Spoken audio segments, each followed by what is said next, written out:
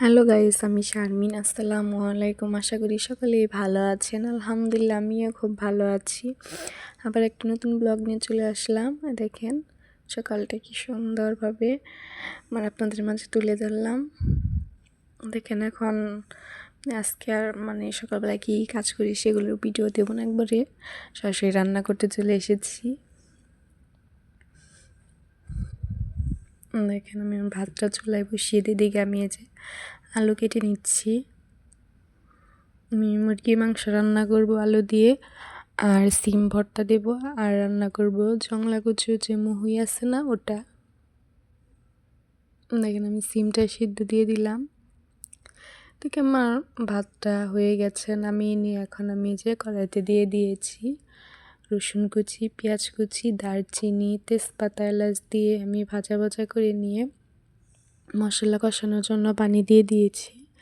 এখন এর মধ্যে দিয়ে দিয়েছি আদা বাটা, জিরে বাটা, রসুন বাটা দিয়ে এখন এর মধ্যে সমস্ত মশলা দিয়ে দেব। হলুদের গুঁড়ো, মরিচের গুঁড়ো, ধনিয়া গুঁড়ো, স্বাদ মতো লবণ দিয়ে আমি মশলাটাকে ভালো করে কষিয়ে নেব।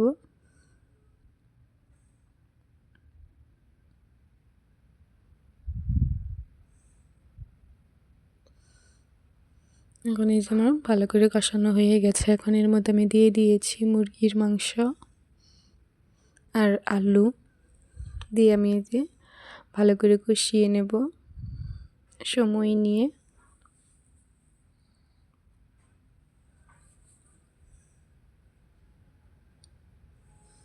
অনেকক্ষণ পরে আমি কষিয়ে নিয়েছি, পুরো ভিডিওটা নেওয়া হয়নি। এখন আমি এর মধ্যে ঝোল দিয়ে যে ঢাকনা দিয়ে ঢেকে দেবো।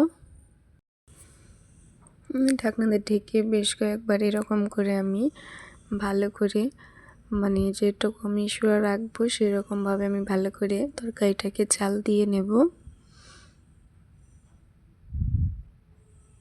আপনাদের কাছে শারমিনের ব্লগ কীরকম লাগে অবশ্যই আমাকে কমেন্ট করে বলবেন। সবাই আমার চ্যানেলটাকে সাবস্ক্রাইব করবেন, লাইক করবেন, আমার পাশে থাকবেন, আমি যেন আরও সামনের দিকে এগিয়ে যেতে পারি।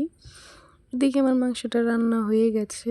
এখন আমি চুলায় দিয়ে দিয়েছি এই যে কাঁচামরিচ, পেঁয়াজ কুচি দিয়ে একটু ভাজা করে নিয়ে আমি মশলাটাকে কষিয়ে নিয়ে মাছটা দিয়ে দিয়েছি। মশলার মধ্যে দিয়ে দিয়েছি একটু হলুদের গুঁড়ো, মরিচের গুঁড়ো, একটু ধনিয়া গুঁড়ো, একটু আদা রসুন বাটা দিয়ে আমি এই যে ভালো করে মশলাটাকে কষিয়ে নিচ্ছি। কষিয়ে নিয়ে আমি এখন এর মধ্যে দিয়ে দিচ্ছি এই যে পানি। এর মধ্যে এখন পানিটা দিয়ে আমি আমি মুহুই কচুটা আগে সিদ্ধ করে রেখেছিলাম, ওটা আমার ফ্রিজে ছিল, ওটা আমি এই যে দিয়ে দিচ্ছি। এই যে দেখেন বরফটা গলিয়ে নিই অর্ধেক।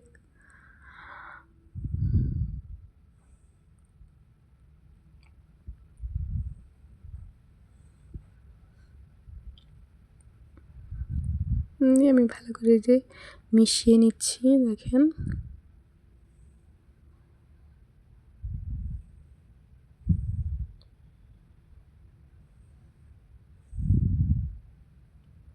এরকম করে আমি ভালো করে চাল দিয়ে নেব। কচুটা হতে এতটা টাইম লাগে না। দেখেন আমি ভালো করে চাল দিয়ে নিচ্ছি। আমি ধনিয়া পাতা কুচিও দিয়ে দিয়েছিলাম। ডালটা প্রায় হয়ে গেছে, এখন আমি নামিয়ে নেব। দেখেন ফাইনাল লুক এরকম হয়েছে। কার কাছে কীরকম লেগেছে অবশ্যই আমাকে কমেন্ট করে বলবেন। এখন রান্নাবান্না করে খাওয়া দাওয়া করে ঘরের আর অন্যান্য কাজ সেরে যে এখন আমি ঘরটাকে ঝাড়ু দিয়ে নিচ্ছি।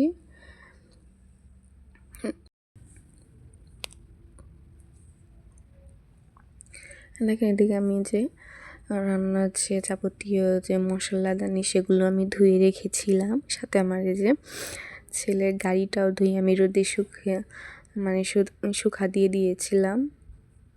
সবশেষে আমার শুকানোটা হয়ে গেছে। অনেকক্ষণ পর আমি আবার এগুলো ঘরে নিয়ে যাচ্ছি, নিয়ে যেয়ে আমি মশলা ঢেলে রাখবো।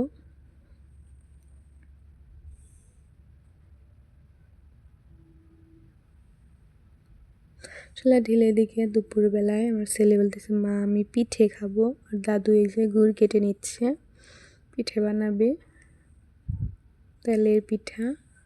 এই যে প্রথমে আমি এখানে দিয়ে দিয়েছি চাউলের গুঁড়ো আর ময়দা দিলে পিঠাটা নরম থাকে। স্বাদ মতো লবণ দিয়ে যে গুলে নিচ্ছে।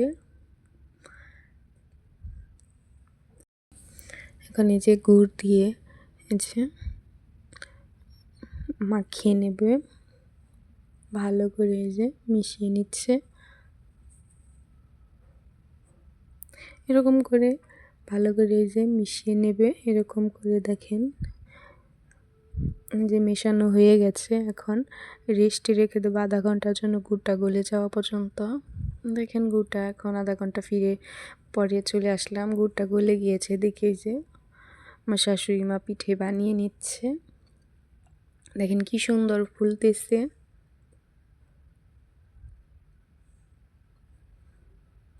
দারুণ হয়েছিল খেতে। মানে এটা তো দুপুরে পিঠেটা বানাইতেছে, আমি দুপুর পরে ভিডিওটা মানে ছাড়ছি, তার জন্য বলতে পারলাম। দেখেন এরকম করে পিঠেগুলো বানিয়ে নেবে।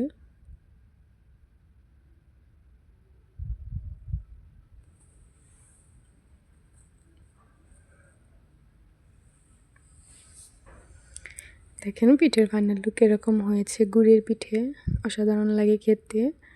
কার কাছে কীরকম লেগেছে আমার পুরো ব্লগটা অবশ্যই আমাকে কমেন্ট করে বলবেন। আজকে এ পর্যন্তই, সবাই ভালো থাকবেন, আল্লাহ হাফেজ।